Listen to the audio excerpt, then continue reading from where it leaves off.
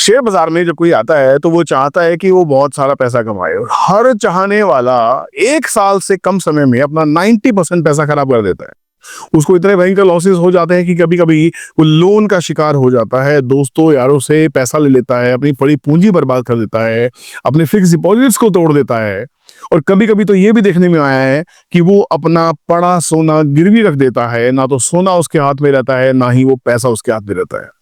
ये सारी दिक्कतें होती क्यों हैं? ये होती हैं दिक्कतें कुछ ऐसी 5 बहुत भारी गलतियों की वजह से, जो अगर आप जान लें तो शायद आपकी शेयर बाजार की जर्नी बहुत ही स्मूथ हो सकती है और आप भी कुछ पैसा बनाने की सोच सकते हैं। वीडियो में आगे बढ़ने से पहले मेरी आपसे रिक्वेस्ट है, इस वीडियो को किसी भी तरह की बाइंग सेलिंग टिप्स या एडवाइस ना समझा जाए। ये वो गलतियां हम डिस्कस करने वाले हैं जो आपके लिए लर्न करनी बहुत ज्यादा जरूरी है। आप कहेंगे विपुल आप क्यों बता रहे हैं, आपको कैसे मालूम? क्योंकि ये सब गलतियां मैं कर चुका हूं, इन गलतियों से सीखा है और 24 साल से बाजार का हिस्सा हूं। सोचिए 24 साल से अगर बाजार में टिका हुआ हूं, यही मेरी रोजी रोटी है, यहीं से मैं कमाता हूं, यही मेरा सोर्स ऑफ इनकम है, bread and butter stock market है। तो आपको जो चीज बताऊंगा वो मैं अपने अनुभव से बताऊंगा। आप इसी को समझ सकते हैं कि हर बात जो हम डिस्कस करने वाले हैं उसमें दम रहने वाला है। ये हर वो बातें हैं जो आपके लिए जाननी बहुत ज्यादा जरूरी है। तो वीडियो को शुरू करते हैं। अगर आपको लगे कि आपको ये बातें किसी और से भी शेयर करनी चाहिए तो वीडियो को शेयर जरूर कीजिएगा। वीडियो अच्छा लगे तो डाउनलोड कर लीजिएगा, सेव कीजिएगा, वीडियो को लाइक कीजिएगा और कमेंट जरूर कीजिएगा और बताइएगा कि नेक्स्ट वीडियो आपको किस टॉपिक पे चाहिए, ताकि हम और आप बात कर सकें और ये समझ सकें कि बाजार में क्या वाकई पैसा बनाना आसान है तो कैसे। तो उन 5 गलतियों की बातें करते हैं जो आप और हम करते आए हैं, जिसको हमें आज के बाद नहीं करना और आप मुझे प्रॉमिस करेंगे ये गलतियां आप नहीं दोहराएंगे, ना ही किसी को दोहराने देंगे। चलिए वीडियो शुरू करते हैं। सबसे पहली गलती है लैक ऑफ रिसर्च। रिसर्च का क्या मतलब है? जो भी नया इंसान बाजार में आ रहा है, डीमैट खोलने का मतलब वो ये समझ लेता है कि शेयर बाजार मेरे बाप का नौकर हो गया। अब आप कहेंगे बाप का नौकर, ये क्या बात हुई? जी हाँ, जितने भी लोग नए आते हैं क्योंकि वो दुनिया भर के प्रॉफिट एंड लॉस स्टेटमेंट्स को देख के आते हैं, दुनिया भर की वीडियोस को देख के आते हैं, उनको लगता है कि यूट्यूबर्स की जर्नी वो देख लें जो बड़ी बड़ी गाड़ियों में घूम रहे हैं, बड़े बड़े लेविश लाइफस्टाइल में वो जी रहे हैं। उनको लगता है कि अगर उन्होंने पैसा बनाया है तो मैं क्यों पैसा नहीं बना सकता। वहां पे क्या कर बैठते हैं कि किसी न किसी को वो जल्दबाजी में या बेवकूफी में या नासमझी में वो फॉलो कर बैठते हैं और बेवजह उसको ब्लाइंडली फॉलो करने लगते हैं। जो उसने कहा खरीदने लगते हैं, जो उसने कहा बेचने लगते हैं। उनका खुद का दिमाग नहीं चलता, उनको ये पता ही नहीं कि suppose for example Tata Motors के शेयर खरीदे हैं या इन्फोसिस के शेयर खरीदे या कुछ भी खरीदा है, वो क्यों खरीदा है? जो ऑप्शंस में वो काम कर रहे हैं क्योंकि किसी ने कहा है कि ऑप्शंस में पैसा 4 गुना होता है, 10 गुना होता है, वो करे जा रहे हैं, करे जा रहे हैं, करे जा रहे हैं बिना किसी रिसर्च के। वो ये नहीं देखते कि जो भी डेटा बाजार में अवेलेबल है क्या उसको लिंक किया जा सकता है। हर वो डेटा जो मार्केट में फ्रीली अवेलेबल है, एनएससी की खुद की वेबसाइट्स पे है, बीएससी की वेबसाइट्स पे है और दुनिया भर के ऐसी वेबसाइट्स हैं जहां पे पेड और अनपेड डेटा अवेलेबल है। अगर उसको आप समझने की कोशिश करें, रिसर्च करें कि वो कंपनी क्या करती है, क्यों करती है, कंपनी की मैनेजमेंट कैसी है, कंपनी की सेल्स कैसी है, कंपनी के रिवेन्यूज कैसे हैं, कंपनी के पास कैश जनरेट हो भी रहा है कि नहीं हो रहा है, और जो कंपनी कैश जनरेट कर रही है क्या उस कैश को अच्छे से वो डिप्लॉय कर पा रही है, नहीं कर पा रही है, जो प्रोडक्ट या सर्विसेज वो कंपनी बना रही है वो आपके मेरी जिंदगी से कितना जुड़ा हुआ है, डायरेक्टली या इनडायरेक्टली।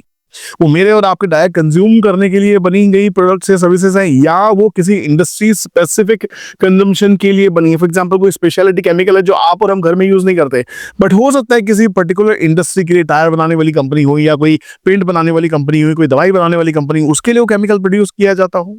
तो आपको रिसर्च करना है जो अवेलेबल डेटा रिसोर्सेज हैं कि ये कंपनी जो भी प्रोडक्ट बनाती है वो मेरी जिंदगी से या भारत की जिंदगी से, जिस देश में हम रहते हैं, डायरेक्टली इनडायरेक्टली कैसे जुड़ा हुआ है।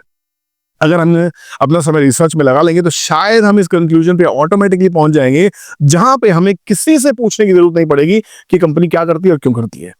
आप अपने आप एक एनसाइक्लोपीडिया बन जाएंगे एक समय के बाद में, जब आपने इतनी कंपनीज को डीप रिसर्च किया हुआ, जैसे मैं इतने सालों से करता आ रहा हूं। आज मुझसे कोई बातें करता है मेरा दोस्त फलानी कंपनी के बारे में, उसके बारे में डेटा मेरे पास पहले ऑलरेडी होता है। नहीं होता तो मैं जाके शाम को अपने सेटअप पे बैठता हूं और स्टडी करने लग जाता हूं। अगर मैं इस घमंड में रहने लगूं, इस गलत फहमी का शिकार हो जाऊं कि मुझे तो 24 साल हो गए बाजार में, मुझे सब कुछ आता है, तो एक दिन ऐसा आएगा कि मेरे ज्ञान का पतन हो जाएगा और मैं कोई मिस्टेक कर बैठूंगा। आप समझने की कोशिश कीजिए। तो आपको वो सब चीजें नहीं करनी है जो 90% लोग कर रहे हैं और जिसकी वजह से उनको नुकसान हो रहा है। तो रिसर्च थोरोली। दूसरी सबसे बड़ी गलती है टाइमिंग द मार्केट। मतलब आपको लगता है भैया मैं मार्केट को टाइम कर सकता हूँ। अगर आप गूगल करेंगे तो बहुत सारे रिसर्चर्स ने या बहुत सारे एक्सपीरियंस एक्सपर्ट्स ने भी कहा है कि do not try to time the markets, don't time the markets, nobody can time the markets. मतलब आप कभी भी ये तय नहीं कर सकते कि बाजार यहां से चलने वाला है। अगर आप डीप डाइव करते हैं, अगर आप कुछ स्टॉक्स की वॉच लिस्ट को बना लेते हैं, आप उन्हीं में काम करने की कोशिश करते हैं और उससे बाहर नहीं जाते हैं, तो वो शायद एक चांसेस हैं कि आप अपने स्टॉक को बॉटम या बॉटम के आसपास पकड़ने की कोशिश कर सकते हैं, वो भी जब जब आपने उसका बहुत अच्छे से बैक टेस्ट किया हो। और बैक टेस्टिंग भी कोई गारंटी नहीं होती कि फ्यूचर का जो प्राइस का मूवमेंट आने वाला है वो वैसा ही होगा जो पहले पास्ट में हुआ है। There is no guarantee in the stock market. Yes, we can only anticipate, we can only formalize the things कि भैया हाँ ऐसा होता है, शायद ऐसा होता है, शायद कल्पनाओं पे थोड़ा सा रहता है। बट कल्पनाएं भी हकीकत में तब तब्दील होती हैं जब बाजार में जिस शेयर में आप काम कर रहे हैं उस शेयर की पास परफॉर्मेंस और उसके नंबर्स, जो फाइनेंशियल नंबर्स हैं, जो फंडामेंटल्स हैं, वो मैच कर रहे हो। तब एक अनुमान लगा सकते हैं कि फॉर एग्जांपल हिंदुस्तान यूनिलीवर या रिलायंस इंडस्ट्रीज पास्ट में ऐसा करती आई है, तो मान के चला जाता है कि शायद आगे भी ऐसा करेगी, शायद ऐसा करेगी। और अगर कोई लिटिगेशन, कोई कॉम्प्लायंस का इशू, कोई लीगल इशू बन जाए तो वो कंपनी फेल हो सकती है। पास्ट में ऐसे एग्जाम्पल रहे हैं। अगर आप यस बैंक की बात करें तो जहां पे राणा कपूर ने कहा था मेरे जो शेयर्स हैं they are diamond to me, I will never sell even a single diamond, उसने कहा था। और यस बैंक का शेयर धराशायी हुआ और क्या हालत हुई आप सब जानते हैं। डीएचएफएल का क्या हुआ आप सब जानते हैं। सत्यम कंप्यूटर्स एक ऐसी कंपनी हुआ करती जिसका शेयर धराशायी हुआ। इस कंपनी में कंपनी के मैनेजमेंट ने फ्रॉड किया, नंबर्स फर्जी शो किए, और जब उसके बारे में बातचीत हुई तो सब चीजें खराब होती दिखाई दी। हाल फिलहाल में जेंसॉल के साथ में ऐसा होता दिखाई दिया जहां पे कुछ लीगल केसेस बने हैं, कुछ इश्यूज हुए, कुछ कंप्लेंट्स हुए हैं और शेयर हजारों रुपए में ट्रेड कर रहा था, अब वो 100 रुपए के नीचे ट्रेड कर रहा है। कितना भारी नुकसान निवेशकों को हुआ है। तो यहाँ पे पहली बात तो आप ये मत कीजिए कि बिना रिसर्च के आ रहे। दूसरा, आप टाइम करने की कोशिश मत कीजिए कि मुझे ही बॉटम पे खरीदना है। There is no bottom, there is no top. जब तक आप उस शेयर को पूरा शिद्दत से फॉलो नहीं कर रहे हैं, आपके पास पूरा सेटअप नहीं है, तब तक आप उसको टाइम करने की गलती मत कीजिए। और पहले दिमाग में ये हटा दीजिए कि मैं टाइम करके दिखाऊंगा, मैं दुनिया को लेके दिखाऊंगा कि मैंने स्टॉक को बॉटम पे लिया। अगर आप इस गलतफहमी का शिकार हैं तो मुझे कमेंट सेक्शन में कमेंट चाहिए कि क्या आपने ये गलती की है। ये बड़ा इंपॉर्टेंट है। तीसरी गलती पे चलते हैं जो बहुत ही ज्यादा इंपॉर्टेंट है। तीसरी गलती क्या है? तीसरी गलती है कि समझदार लोग क्या करते हैं, समझदार लोग थोड़ा सा बैंकिंग खरीदते हैं, थोड़ा सा आईटी खरीदते हैं, थोड़ा सा फार्मा खरीदते हैं, थोड़ा सा अपना रिसर्च की कंपनी खरीदते हैं, थोड़ा डिफेंस खरीदते हैं, थोड़ा सा वो खरीदते हैं जो हाल फिलहाल में चल रहा है, थोड़ा वो खरीदते हैं जो आने वाले टाइम में चलने वाला है। बट जो गलत फहमी के शिकार लोग हैं, जो बिगिनर्स हैं, जो 90% की कैटेगरी में आ रहे हैं, जो नुकसान खा रहे हैं, वो क्या करते हैं कि सारे के सारे पैसे एक या दो चुनिंदा शेयर्स में डाल देते हैं। उनमें से अगर कोई शेयर, और वो भी पेनी स्टॉक या स्मॉल कैप शेयर्स होते हैं, क्योंकि उन्होंने इंस्टाग्राम या शॉर्ट वीडियोस के थ्रू या किसी सोशल मीडिया प्रोफाइल के थ्रू, इंस्टाग्राम के through, may be Telegram groups के थ्रू, व्हाट्सएप ग्रुप के थ्रू या टिप प्रोवाइडर के थ्रू, है ना, आप उस स्कैम में फंसे होंगे और आपको लगा होगा यार पहले इसने मुझे एक टिप दी थी जो 20% चली थी, तो मुझे लगता है कि मुझे 5 लाख रुपए इसमें डालना चाहिए जो कंपनी नेक्स्ट टाइम बताने वाला था, मैं फिर 20% बनाऊंगा। और हो सकता है आप उसके ट्रैप या स्कैम का हिस्सा बन रहे हो, जहां पे आपको नेक्स्ट टाइम फिर से 20-25% आ जाए उसके कहने पे। पर तीसरी बार जब आपसे वो कहेगा कि आप 5 लाख 10 लाख क्यों डाल रहे हैं, आप तो 1 करोड़ लेके आइए, आप 50 लाख लेके आइए, तो आप घर बेच के पैसा लेके आ जाते हैं, अपना सोना बेच के पैसा लेके जाते हैं, दोस्तों यारों से पैसा लेके जाते हैं। आप कहते हैं कि पास परफॉर्मेंस बड़ी तगड़ी है स्टिप प्रोवाइडर की, उसके चक्कर में आप पूरा का पूरा पैसा एक शेयर में डाल देते हैं और जहां पूरा पैसा बर्बाद हो जाता है क्योंकि आप उस स्कैम को भी जानते नहीं है। उस स्कैम आपके साथ इतना ब्यूटीफुली किया जाता है जहां पे कुछ लोगों को वही चीज खरीदने को कही जाती है, कुछ लोगों को वही चीज बेचने को कही जाती है। कुछ लोग तो हमेशा विनर होंगे ही होंगे और वो लोग आखिरी तक चलेंगे जो उनके स्कैम का ट्रैप हो जाएंगे। आप समझ के देखिए। तो अगर आप डाइवर्सिफाई करते हैं पोर्टफोलियो को, lack of diversification is your third biggest mistake. आपको हमेशा पोर्टफोलियो डाइवर्सिफाई करना चाहिए। आपको 10% से, अगर आप बहुत पुराने खिलाड़ी हैं जैसे मैं हूं, मैंने अपने लिए एक स्टाइल बनाया है कि मैं एक स्टॉक में 10% तक चला जाता हूं। मैं उतना एग्रेसिव होता हूं, तो मैं 10 से ज्यादा कभी अपने पोर्टफोलियो में स्टॉक रखता नहीं। अगर 10 से ज्यादा मुझे पोर्टफोलियो में स्टॉक रखने हैं तो मैं 15 तक चला जाता हूं। बट नए लोगों के लिए आपको किसी भी एक स्टॉक में 5% से ज्यादा स्टॉक आपका नहीं होना चाहिए, तो कम से कम 15 से 20 शेयर्स का पोर्टफोलियो आपका होना चाहिए जब तक आप बाजार को समझ नहीं जाते हैं। अगर आपका पोर्टफोलियो 40 से 50 शेयर का हो रहा है, 60 शेयर का हो रहा है, 100-200 शेयर का हो रहा है, आपको लगता है ना आईटी के भी 5 पकड़ लो, बैंकिंग के 5 पकड़ लो, फार्मा के 5 पकड़ लो, अगर आपका पोर्टफोलियो 200-300 शेयर्स का हो गया, वो पोर्टफोलियो आपको कभी भी रिटर्न्स निकाल के नहीं देगा क्योंकि इतने सारे शेयर्स को ट्रैक करना इम्पॉसिबल है।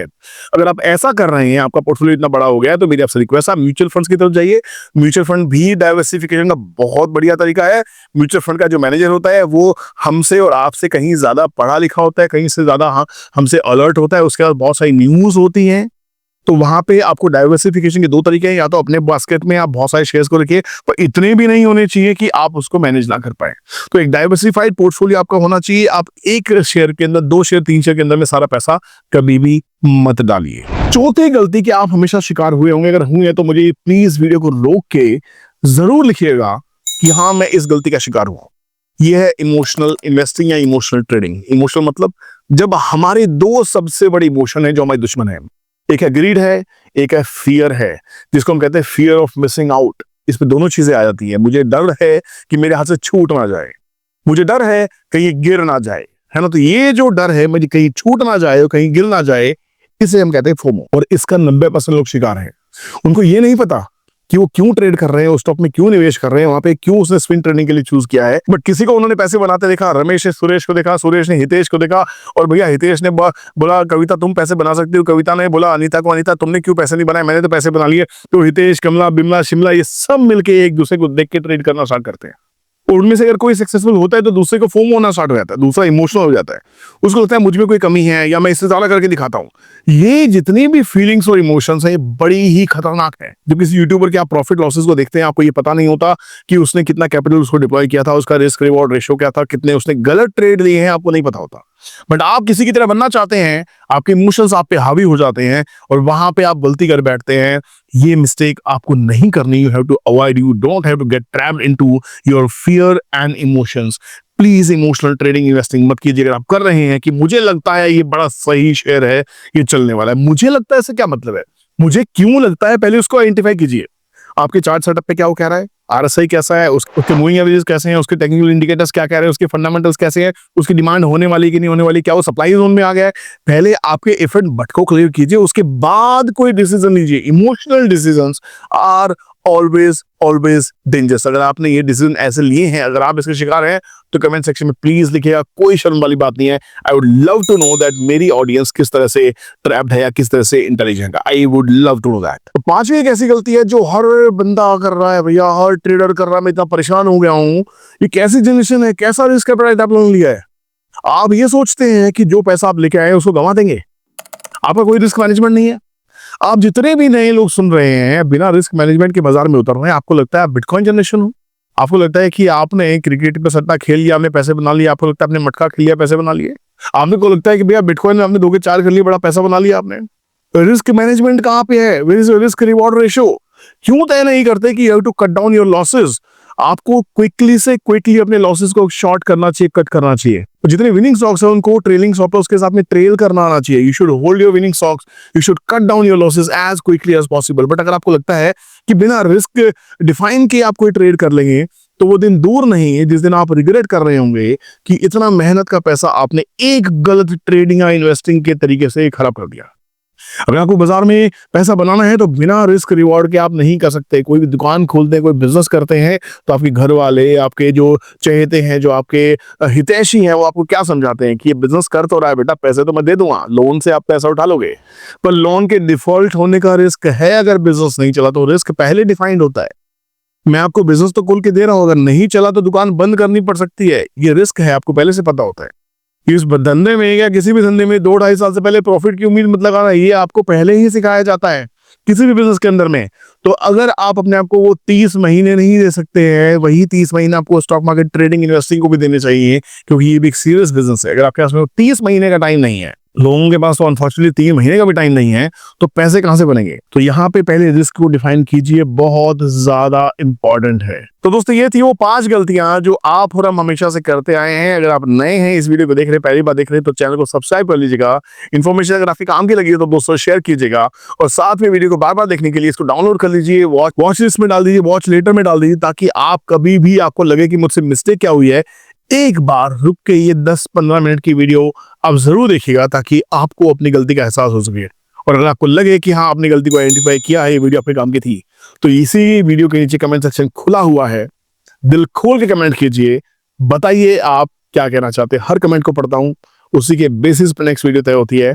आपका बहुत बहुत शुक्रिया अपना समय देने के लिए। Focus on learning first, then on earning.